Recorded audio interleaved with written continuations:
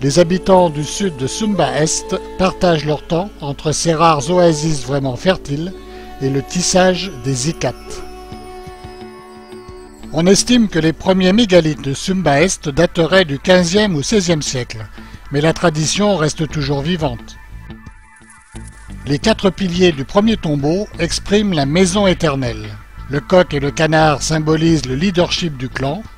L'homme à cheval exprime la grande tradition du cheval sur l'île.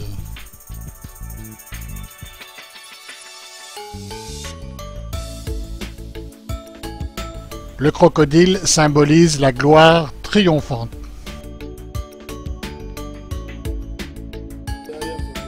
Le village de Umabara compte 50 familles et 500 habitants. Je vous laisse faire le calcul. Les méthodes de tissage des icates semblent varier à l'infini pour les novices que nous sommes.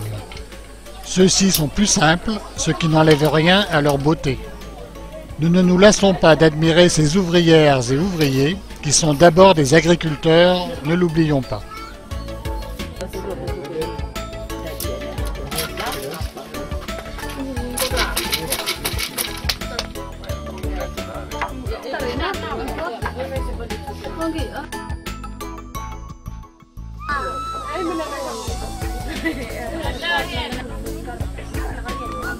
La course de cerceau rappelle de bien bons souvenirs.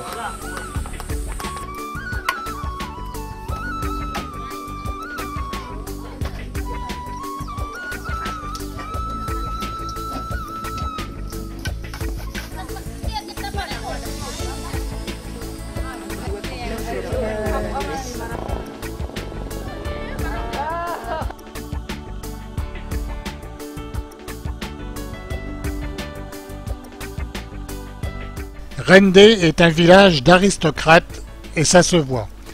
Les tombes sont impressionnantes, tout comme les demeures qui se dressent autour de la place et qui abritent jusqu'à 40 membres d'une même famille.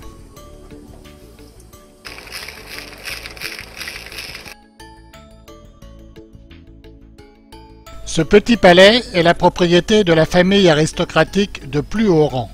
Ces nobles sont de la caste des Maramba et de stricts disciples du culte Marapu. Rende est peut-être la Mecque de l'Ikat. En tout cas, c'est ce que nous avons vu de mieux. Notre modeste avis est d'ailleurs corroboré par le fait que les collectionneurs du monde entier viennent s'approvisionner ici depuis qu'en 1912, des expositions et des publications les ont fait connaître aux Hollandais, qui ont tout de suite apprécié leur ton chaud, ocre et brun rouge. Les tissages esquis et sophistiqués produits ici relèvent de la technique de la ligature étanche ou ikat, comme je l'ai déjà dit. Cette belle aiguille attire les convoitises. En racine de tamarinier, elle a été lustrée par des mains courageuses des décennies durant, passant de générations en générations. Tant pis pour les collectionneurs de beaux objets, elle restera ici pour les générations futures.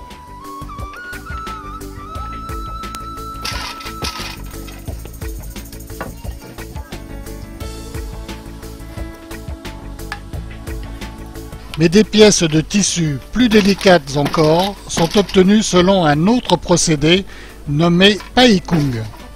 Les étoffes les plus fines et les plus chères sont une combinaison de ces deux techniques.